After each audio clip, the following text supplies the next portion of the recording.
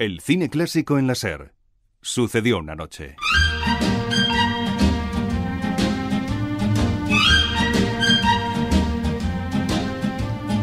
Fun may be fun, but it's not when the one that you love has gone. I try to sleep, but the counting of sheep goes on and on. Without your kiss, I just cannot exist from the night till dawn. Lover, lover, lover, come back. La que canta es Doris Day y lo que canta es el tema principal de Pijama para dos, una comedia que protagonizó junto a Rod Hudson en 1961. Y es que Rod Hudson es el protagonista de nuestro primer reportaje de hoy. Este viernes 2 de octubre se cumplieron 35 años del fallecimiento del actor, una muerte que más allá de lo cinematográfico sacudió al mundo entero. Por eso, en estos tiempos de pandemia, queremos acordarnos de aquella otra plaga y de Rock Hudson, el hombre que marcó un antes y un después en la lucha contra el SIDA. 19 de septiembre de 1985. Famosos del cine y de la vida social llenan las mesas del salón. Han acudido a la llamada de Liz Taylor, que organiza una gala a beneficio de los enfermos de SIDA. Burt Lancaster es el encargado de leer un mensaje que ha enviado Rock Hudson, que esos días se encuentra agonizante en su lecho, víctima de la enfermedad. Bien, dice así. Queridos amigos, lamento las circunstancias por las cuales no puedo estar con vosotros esta noche. Sé que la cobertura informativa sobre mi enfermedad ha alertado al mundo sobre la gravedad de este desastre y que eso será beneficioso para una mayor investigación, aumento de fondos y hacer comprender a todos la realidad de esta enfermedad. No estoy contento de tener SIDA, pero si esto puede ayudar a otros, acepto mi desgracia como un aspecto positivo. Firmado Rock Hudson. 40 años antes, aquel moribundo que estaba a punto de conmocionar al mundo era solo un joven camionero. Todas las tardes, al acabar su jornada de trabajo, el joven Roy Scheider aparcaba su camión a las puertas del estudio cinematográfico. Se peinaba cuidadosamente y se sentaba sobre el capó a fumar un cigarrillo tras otro.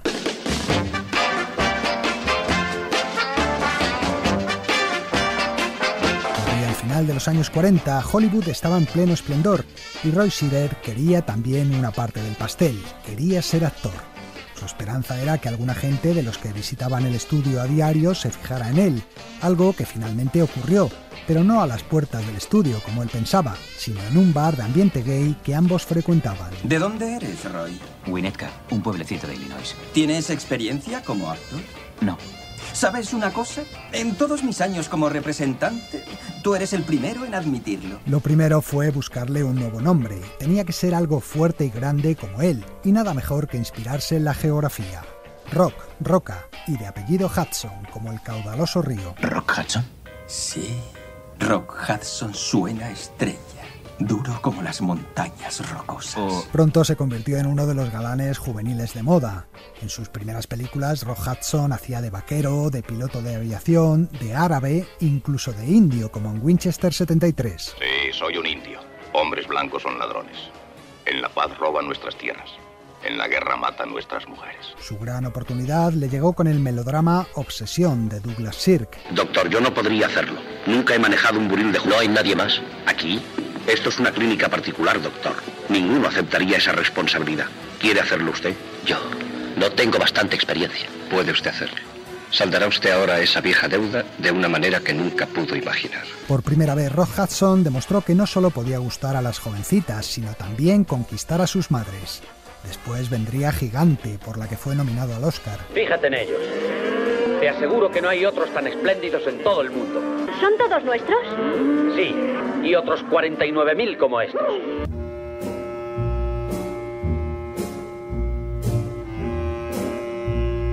El ídolo juvenil, algo sosainas, al principio se había convertido en un buen actor. Era el momento de probar su gancho comercial y nada mejor que la comedia para demostrarlo. Rock encontró en Doris Day su pareja ideal y juntos protagonizaron una serie de comedias que calaron muy bien entre el público. Títulos como Pijama para dos, Confesiones a medianoche o No me mandes flores. ¿Está usted loco? ¿No se da cuenta de lo que hace? ¿Me lo dice a mí? Sí, es mi vestido lo que tiene usted en su anzuelo. Oh, lo siento. Es un vestido un poco raro. Es mi cola de sirena.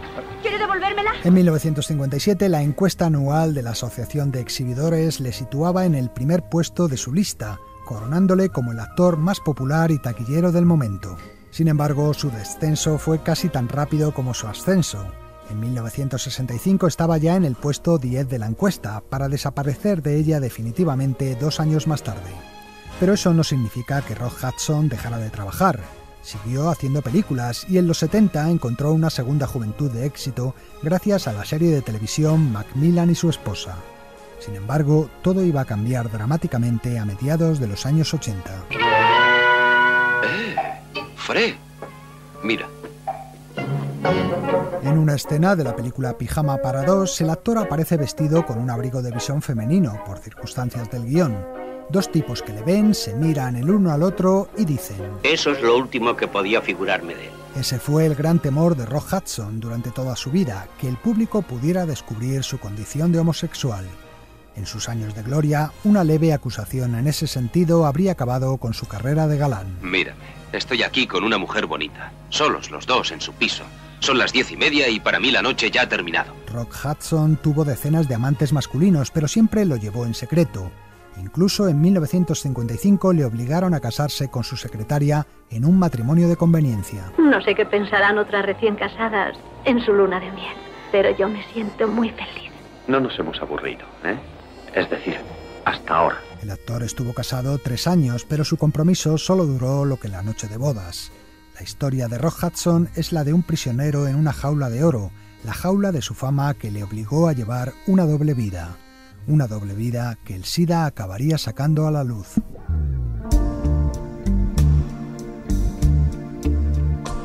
En julio de 1981, un artículo del New York Times hablaba por primera vez de una nueva enfermedad. Raro cáncer detectado en 41 homosexuales.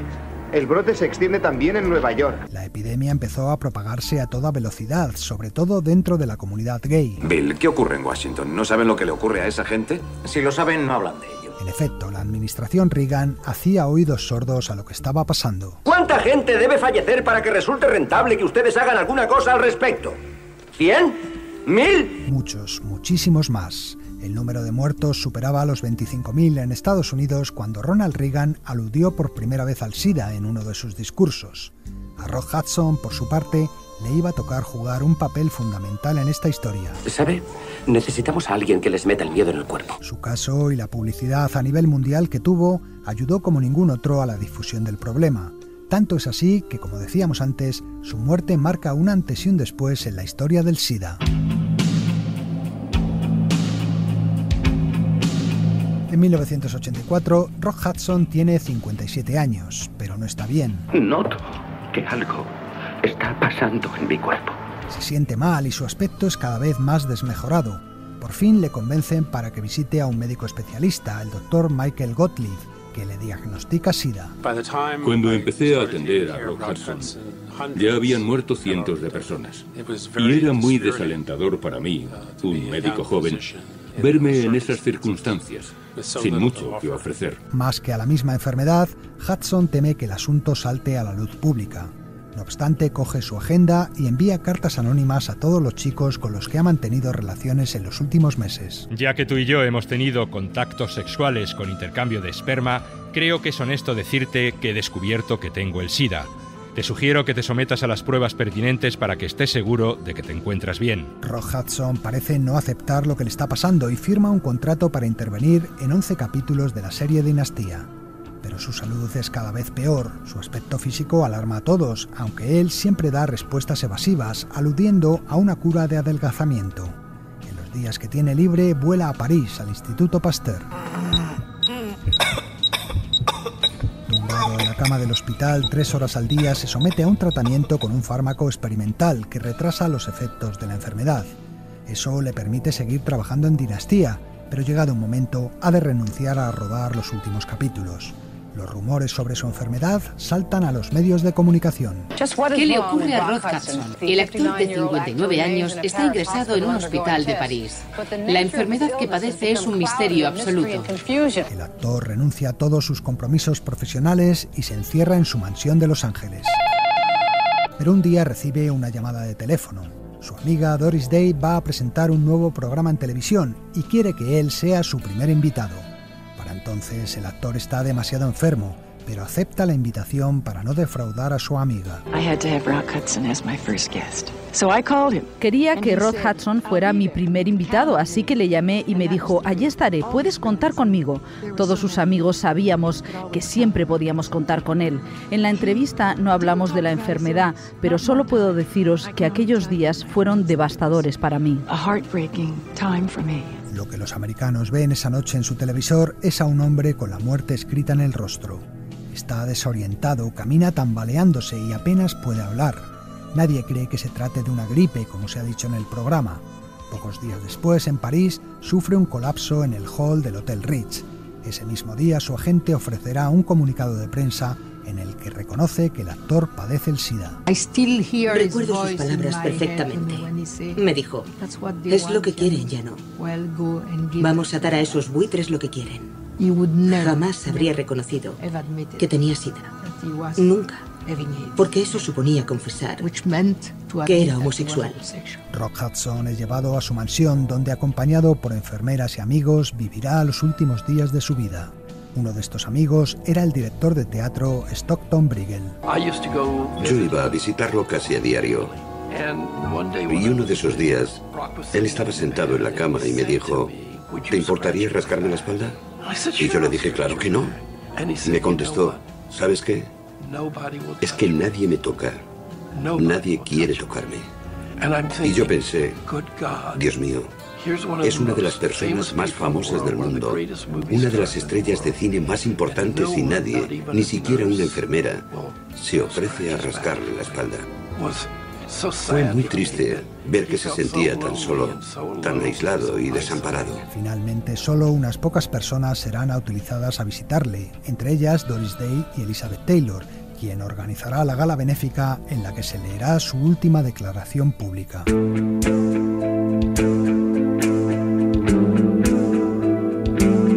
El 2 de octubre de 1985, el actor dejó de respirar. Según su voluntad, fue incinerado y sus cenizas esparcidas en el mar. Rock Hudson acabó convirtiéndose en el rostro del SIDA, muy a su pesar.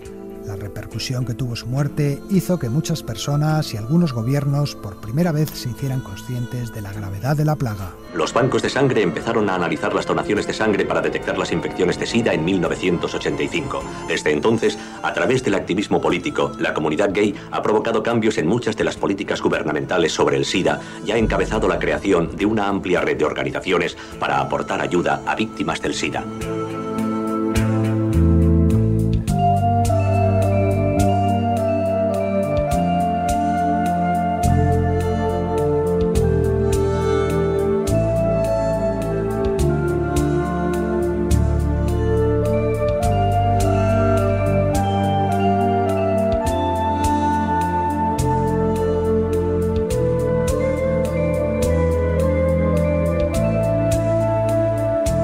Cine clásico en la SER. Sucedió una noche.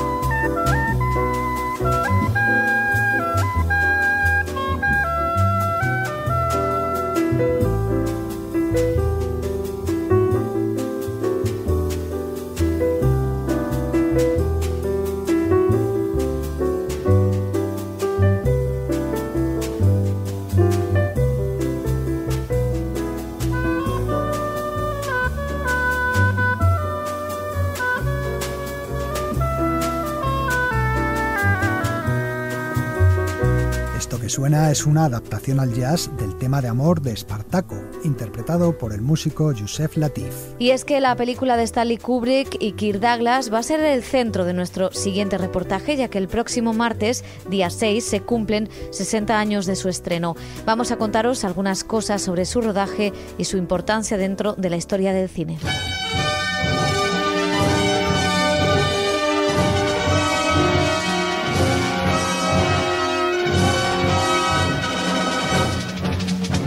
A mediados de los años 50 del siglo XX, los estudios de Hollywood se embarcaron en la filmación de grandes superproducciones épicas, a fin de plantarle cara a la nueva competencia que suponía por entonces la televisión. Ben-Hur o Los 10 Mandamientos son los ejemplos más característicos de aquella moda. Sin embargo, hubo directores como Stanley Kubrick que supieron combinar el espectáculo propio del peplum con una mayor profundidad psicológica de los personajes y lograr así que Espartaco pueda considerarse también una película de autor. Stanley Kubrick. Creo que a pesar del trastorno financiero que la televisión ha causado al cine, ha planteado a la vez un reto estimulante que nos obliga a hacer películas con mayor sinceridad y mayor atrevimiento. En realidad, el gran promotor de la película fue Kirk Douglas. Fue él quien compró los derechos de la novela escrita por Howard Fast. Pero hay una buena historia ahí, sobre un hombre que se enfrentó al mundo entero. De momento me gusta. Y rodó la adaptación con su propia productora. El director originalmente elegido fue Anthony Mann, y fue él quien rodó las primeras escenas de la película, las que transcurren en la cantera. No parece que el nombramiento te entusiasme. Sin embargo, pronto quedó claro que no se entendía con Kirk Douglas y fue despedido tras una semana de trabajo. Entonces, el actor llamó a Stanley Kubrick, con quien había trabajado muy a gusto en la película Senderos de Gloria. De esta forma, Kubrick, con 31 años, se convirtió en el director más joven en comandar una superproducción de esa envergadura. Entonces hay que felicitarte. Y a mí también por haber encontrado quien está capacitado para darme lo que hasta hoy nadie ha podido. El director supo ir más allá de la épica y añadió a Espartaco un lirismo muy particular y un claro mensaje ideológico: la libertad como máximo anhelo del ser humano. Eso fue lo maravilloso, ver a los esclavos alzarse del suelo y levantar sus cabezas con orgullo, la canción en los labios, erguidos, alegres salvando montañas y valles, confiando en un futuro. Peter Ustinov. Su gran virtud es que es la única película de su clase en la que no sale Jesucristo ni hay rastro de cristianismo. Hay fe, sí, pero no religión. Solo por eso había que premiar a Kirk Douglas, por su valor. Hacer una película épica sin Jesucristo y con Kubrick tiene mucho mérito.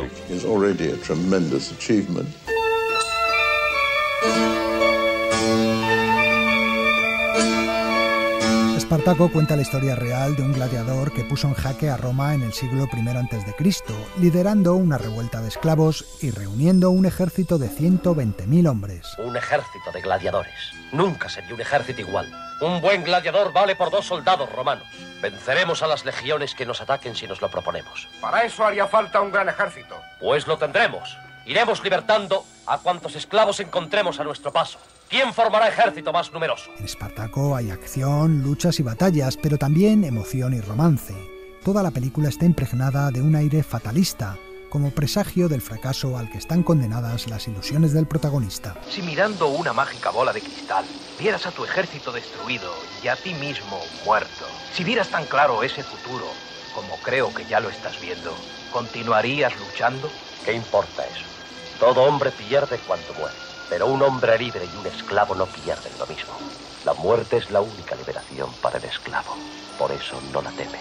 Por eso venceremos. Hay sobre todo una escena que todo el mundo recuerda. Pero solo os libraréis del terrible castigo de la crucifixión con una condición indispensable: que identifiquéis el cadáver o la persona, caso de que aún viva, del esclavo llamado Espartaco. Yo soy Espartaco. Yo soy Espartaco. Yo soy Espartaco. Yo soy Espartaco. Yo soy Espartaco. Una escena que, por cierto, inspiró en España un anuncio televisivo en los 90 de prevención del SIDA. La película cuenta con un reparto espectacular. Supongo que tendrás variedad, ¿no? Sí, inagotable. Laurence Olivier, Peter Ustinov, Charles Laughton, Jan Simmons, Tony Curtis. Kirk Douglas utilizó un engaño para convencerles. A cada uno de ellos envió un guión distinto, en el que su papel tenía más protagonismo que el resto. Cuando Charles Laughton descubrió el truco, amenazó con demandarle, pero al final aceptó a regañadientes cumplir con su papel de viejo senador romano. Tú y yo tenemos cierta inclinación por la gordura. La gordura lo hace a uno razonable, amistoso y flemático. ¿Te has fijado en que los tiranos más crueles son invariablemente flacos?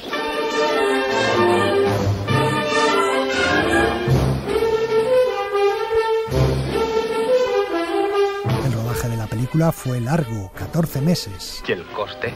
Oh, el coste. ¿Cuánto? Dime. $12 millones, más del doble de lo previsto en un principio. La mayor parte se rodó en terrenos propiedad de la Universal, pero para la escena culminante, la de la batalla de Silario, el equipo se trasladó a España. ¿Cuántos son? Unas 6 cohortes. Esta campaña es una diversión para ellos. Los romanos han salido de Cádiz. Informe los hombres. Durante 6 semanas, Kubrick rodó en diversas localizaciones de Madrid y Guadalajara, especialmente en la zona de Colmenar Viejo. Muchos de los habitantes del pueblo hicieron de extras en la batalla, pero no eran suficientes, así que la producción pidió ayuda al ejército español.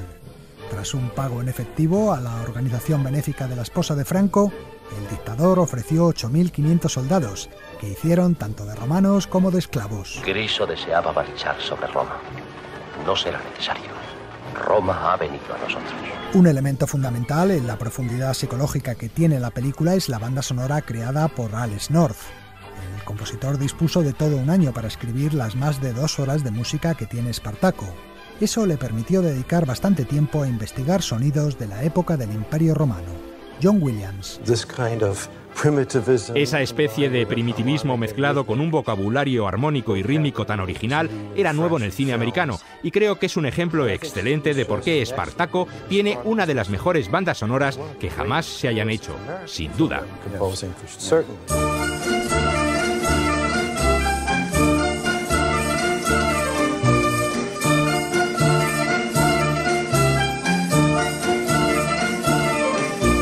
Más de 2 años de preparación y rodaje, finalmente el 6 de octubre de 1960 se estrenó la película. Hollywood acude en masa a recibir el nuevo largometraje de los estudios Universal, Espartaco. En el estreno de esta película de $12 millones, no faltan las estrellas. Fue un gran éxito de taquilla, recaudando más de 60 millones y ganó 4 Oscar. Dirección artística, vestuario, fotografía, más el premio al mejor actor secundario para Peter Ustinov. Creo que Espartaco se formó en tu escuela, sí.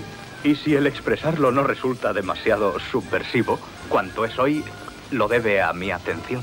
Entonces hay que felicitarte. Pero a pesar del éxito descomunal de la película, que supuso la consagración definitiva de Kubrick como director de prestigio, él nunca estuvo contento con Espartaco.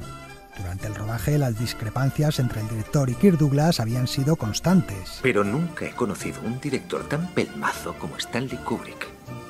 Lo peor es que lleva razón.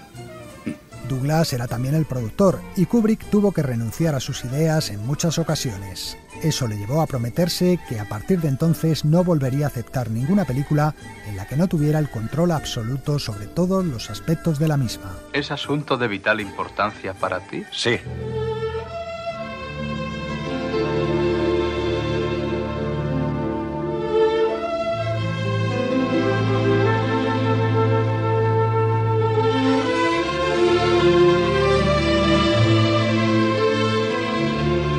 En 1991, Espartaco fue restaurada recuperando 14 minutos de metraje que habían sido censurados en la proyección original.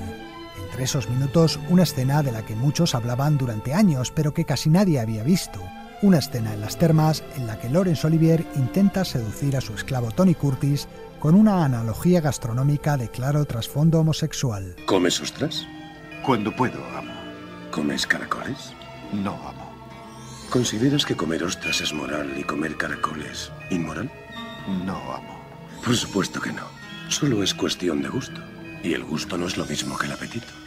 Y por lo tanto no es una cuestión de moralidad. Pero más allá de su valor cinematográfico e ideológico, Espartaco marcó también un hito político. Hedda Hopper dice que la Legión Americana va a boicotearnos si no te deshaces de Trumbo. Kirk Douglas había contratado a Dalton Trumbo como guionista.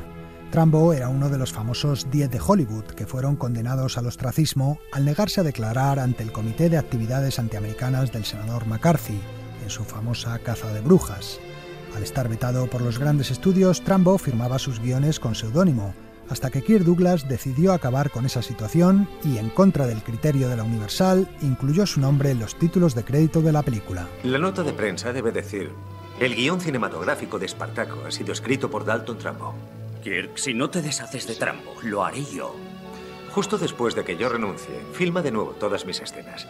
¿Entiendes, Ed? Así lo explicaba a Kirk Douglas. The one thing in life